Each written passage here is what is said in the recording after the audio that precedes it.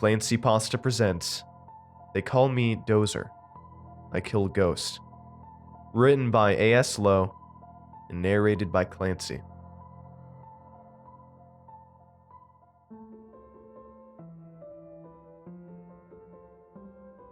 So is Dozer your real name? Kevin, my last referral, said from the safety of his suit. No. I could have explained the origins of the ridiculous nickname Bulldozer, but over the years I found it useful to maintain an air of mystery and danger when dealing with possible clients. Kevin stared me down in an attempt to make me uncomfortable enough to continue talking. I recognized it as a business tactic common among people with too much money. Of course, these same people weren't used to trying this tactic against anyone tall enough to clearly see their bald spot. Being 6'10" had its privileges.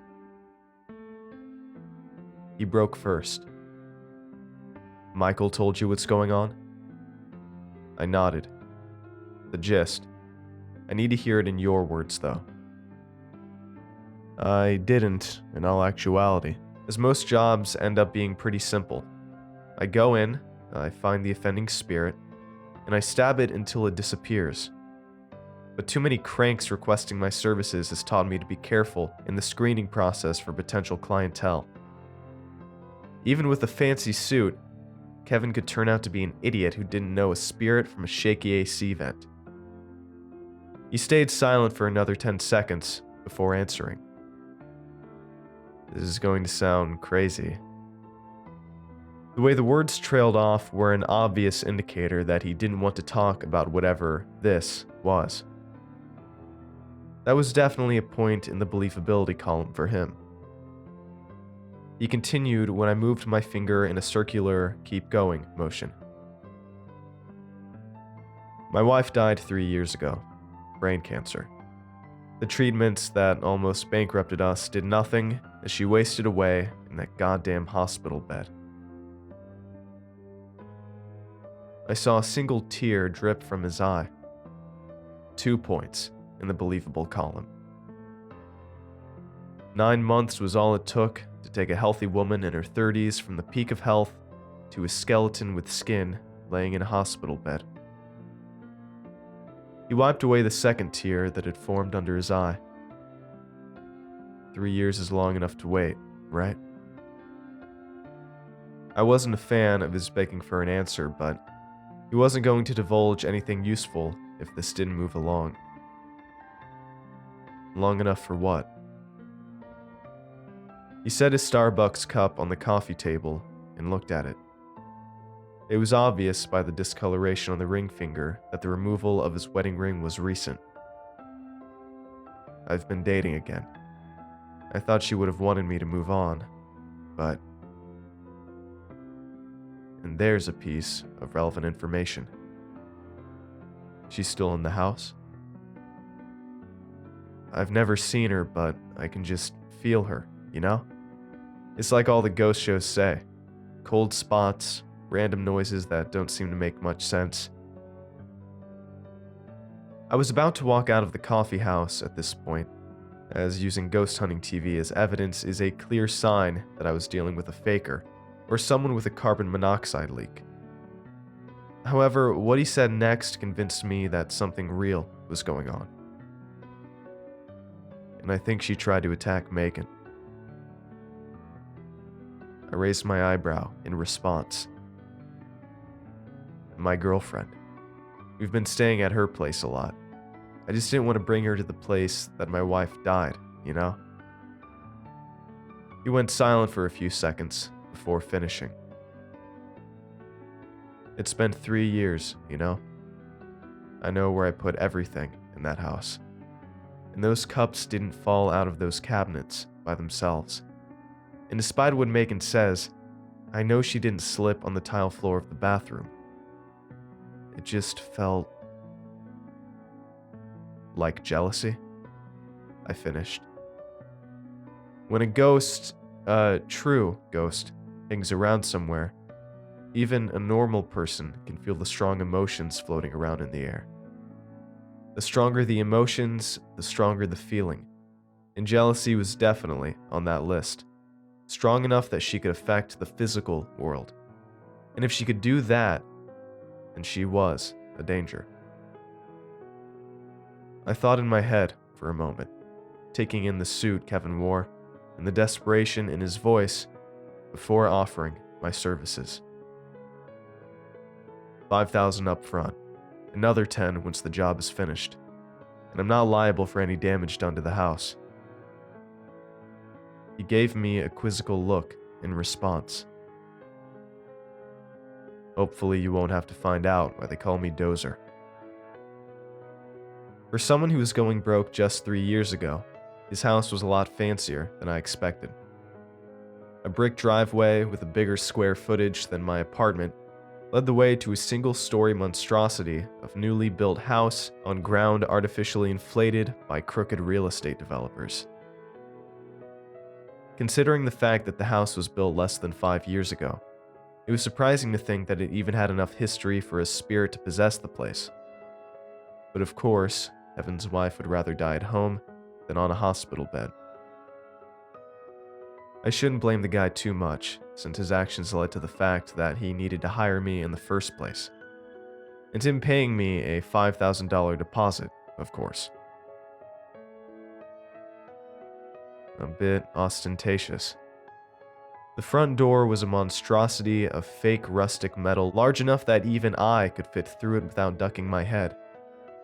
It opened on creakless hinges to a solid wood floor with various pieces of expensive-looking furniture that circled around a glass coffee table with a laptop lying open on it. Looks like he wasn't kidding when he said he left the house in a hurry. I closed the laptop quietly and looked at the large windows that faced the mountainside. Looking down at the valley, with the lights of the city glowing in the distance, I could understand the appeal of spending so much money to live up here. Kevin? I turned quickly.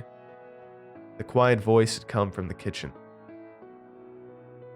Kevin? The quiet voice came again. It didn't pay to dilly-dally, so I stepped from the hardwood floor to the living room to the travertine tile of the kitchen. The transparent blue form of a skeletal woman shuffled slowly around the island in the middle of the kitchen. Kevin? The ghost continued to chant quietly as it made another quarter circle around the island. As it did, the transparent face came into full view to show the tight skin clinging to her face and the loose-fitting hospital gown that she had brought with her to the afterlife. Despite what all the ghost hunting shows would tell you, spirits that can actually affect the physical world are rare. And when I say affect, I mean in any form. If you can actually hear or see a ghost, and it doesn't turn out to be carbon monoxide poisoning, then the best thing you can do is run away as fast as you can and call someone who can do what I can. Because there's only one thing that lets a ghost do anything besides float around peacefully and ignore the living. And that's when they're pissed. Kevin? The transparent form said as its face moved up to meet mine and stopped moving. Is there any chance you're going to make this easy on me and pass on? Or whatever it is you do when you stop being around us? The transparent face cocked its head. This may seem like a stupid question to ask a thing that barely has consciousness, but you would be surprised how many times just asking them nicely works. Where is Kevin? The face, which had only shown the ravages of mortal disease before, started extending its jaw past the point that any physical jaw should be able to. Shit. Where is Kevin? It screamed, before rushing towards me in a blue blur. Without a chance of taking the thing out, I threw up my arms and locked my legs in the best defensive stance in an attempt to not get knocked down on my ass.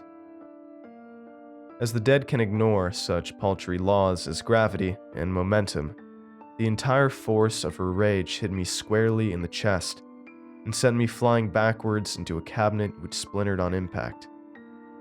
That's going to hurt tomorrow.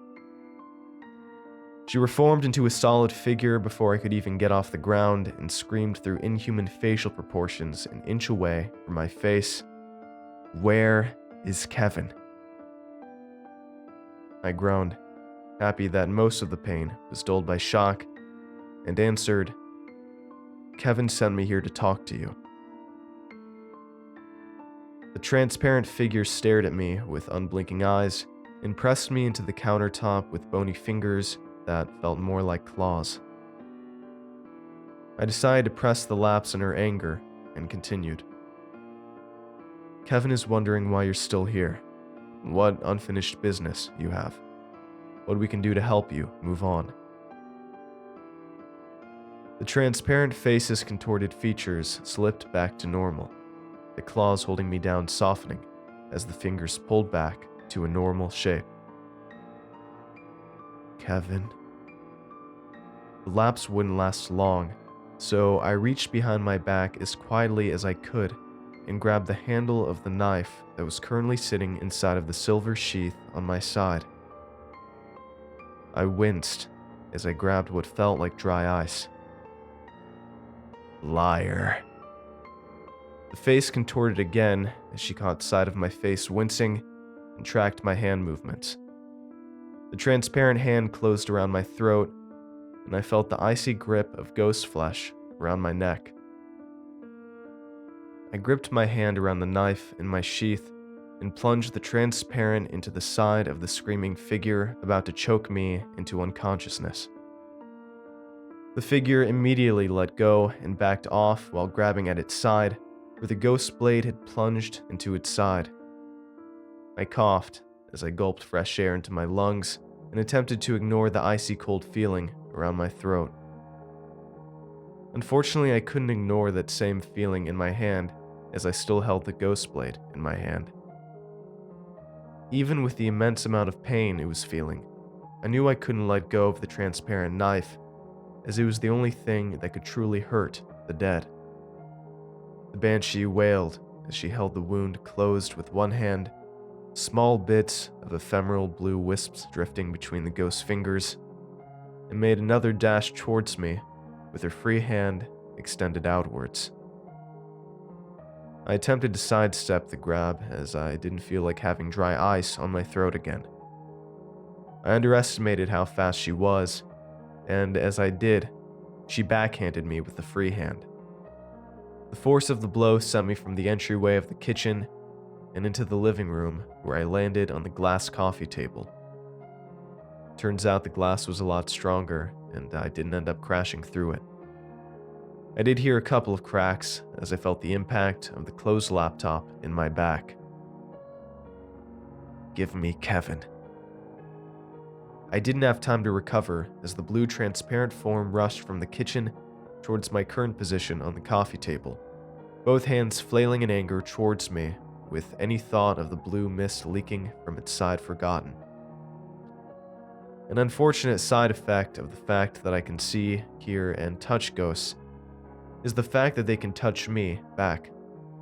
And unlike the flesh bodies we inhabit, they don't seem bound by any of the laws of physics our meat suits are forced to endure, so they can do a ridiculous amount of damage to me.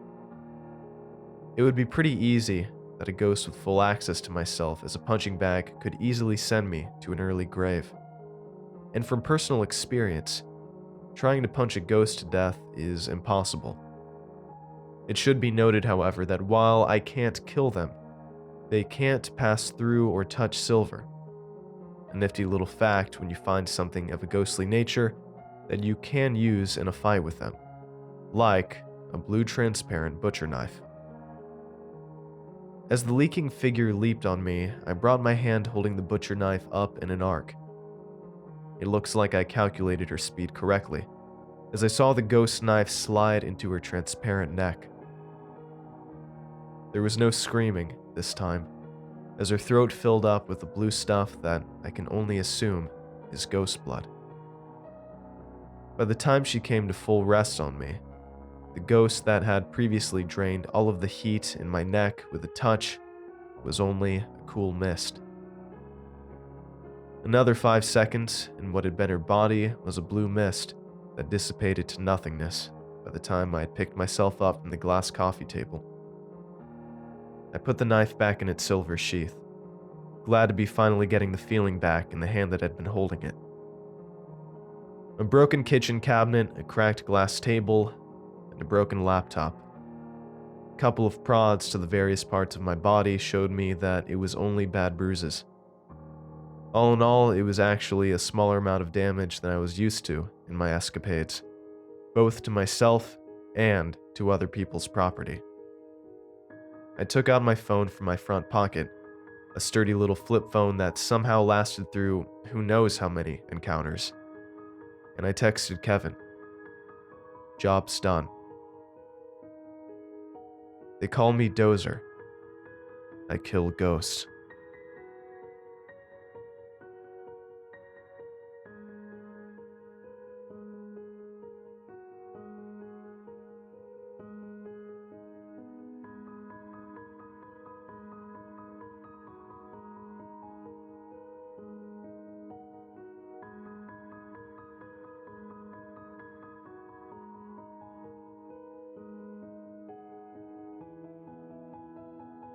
Thanks for watching, and I hope you enjoyed today's video. I want to give a huge thanks to all of my supporters over at Patreon and YouTube memberships. Your support makes these narrations possible, and I appreciate it a ton. If you'd like to join these lovely ghouls, you can head on over to my Patreon at patreon.com/ClancyPasta, or click the join button below to become a member. Through Patreon, you can gain access to extra videos, on-screen thanks in the end credits of every video, personal shoutouts in a special video once a month, autographed stickers, merch store discounts, exclusive Discord roles, and much, much more. And if you'd like creepy cool shirts, make sure to head on over and check out my official merch store, creepycoolshirts.com, for some awesome tees, hoodies, stickers, and more. Alright, thank you all for watching, and I hope you have a great night. Cheers.